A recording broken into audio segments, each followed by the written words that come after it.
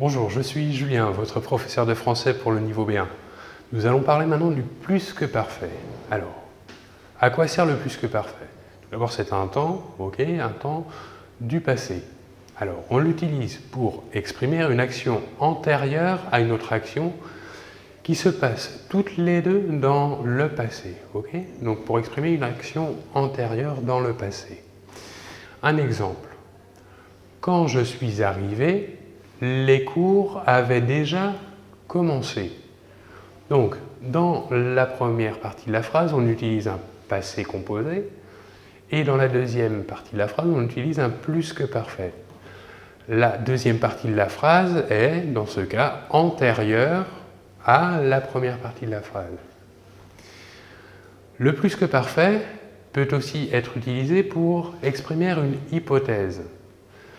En effet, lorsqu'il s'agit d'exprimer un fait non réalisé dans le passé, après un si conditionnel, on utilise le plus que parfait et ensuite un conditionnel passé qui exprime l'hypothèse.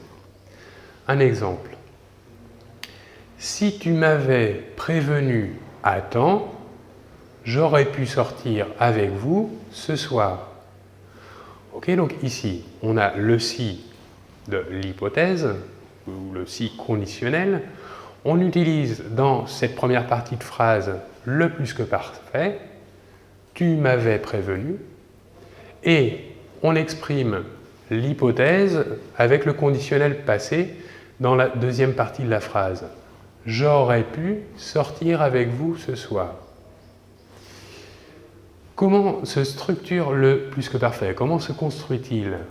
Alors, on voit que c'est un temps composé, donc on utilisera ou l'auxiliaire être ou l'auxiliaire avoir, que l'on conjuguera à l'imparfait, et le verbe principal, quant à lui, sera sous la forme du participe passé. Voilà pour l'usage et la formation du plus que parfait. Je vous remercie beaucoup de votre attention et on se retrouve très vite. Merci et à bientôt.